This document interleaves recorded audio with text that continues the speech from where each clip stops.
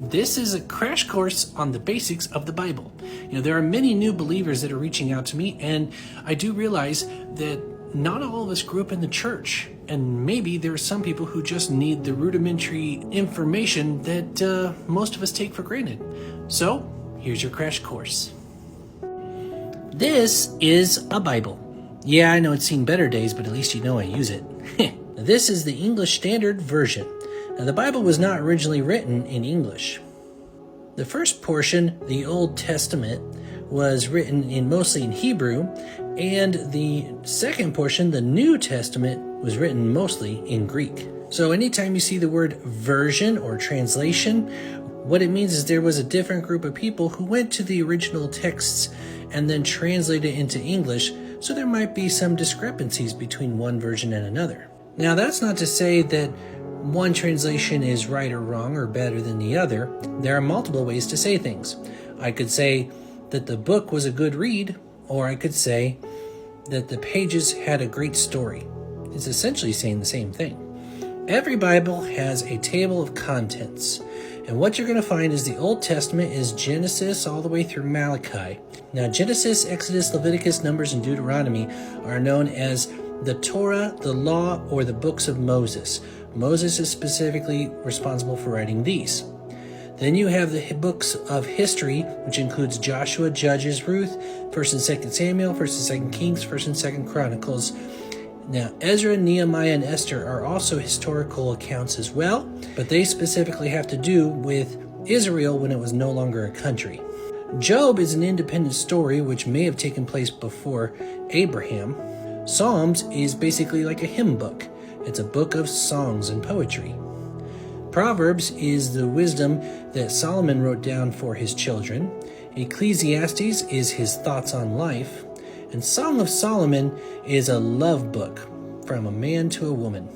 Now, Isaiah all the way down through Malachi, these are all different prophets that God has sent, with the exception of Daniel. Now, Daniel was a prophet, but his book is a lot more than that. This is where you find the story of Meshach, Shadrach, and Abednego, but also the second half of his entire book is apocalyptic. And the word apocalypse just simply means revealing. There's revelation in it. It is the revealing of the end times according to what God showed him. Now, in the New Testament, you have Matthew, Mark, Luke, and John. They are known as the Gospels. It's followed by Acts, which is the Acts of the Apostles after Jesus ascended into heaven. Romans all the way through Thessalonians is Paul's writings to the churches. 1st and 2nd Timothy, Titus, and Philemon are Paul's letters to specific people. Hebrews, we're not sure who the letter was written by, but it is a New Testament look at the writings of the Old Testament. James is a letter written by James. 1st and 2nd Peter, of course, were written by Peter.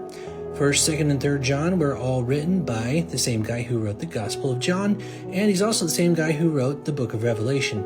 And then, of course, Jude, he was a brother of Jesus as well as James, and he wrote a letter as well.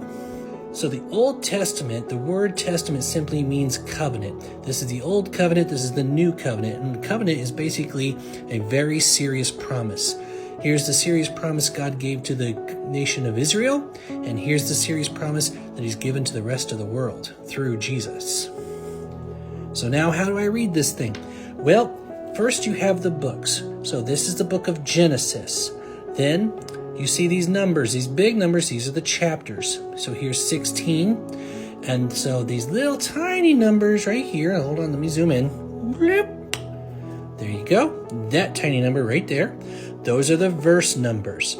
So if you see a verse reference like this, X 6:6, X stands for the book, Exodus, 6 is the chapter, then after the colon is the verse. And sometimes you see a hyphen, like here. So Isaiah chapter 7, verses 11 through 13. So you might ask, what are with all these little letters and numbers right here, the other ones? Well, the letters correspond with this. This is called a cross-reference. So within the verse of verse 3, you look for D. So up here, it will tell you what other verse corresponds in the Bible with the passage you just read. the tiny little numbers actually correspond down here to what are called footnotes. So example, the one we saw was footnote number 4, and it says in Hebrew, it could be translated as, her mistress was dishonorable in her eyes. So there's usually some kind of translation discrepancy. They're just letting you know the whole honest truth. It could be translated this way or that way. And lastly, this is the most important thing right here. This little ribbon, what is that? That's your bookmark. Read your Bible and keep on going.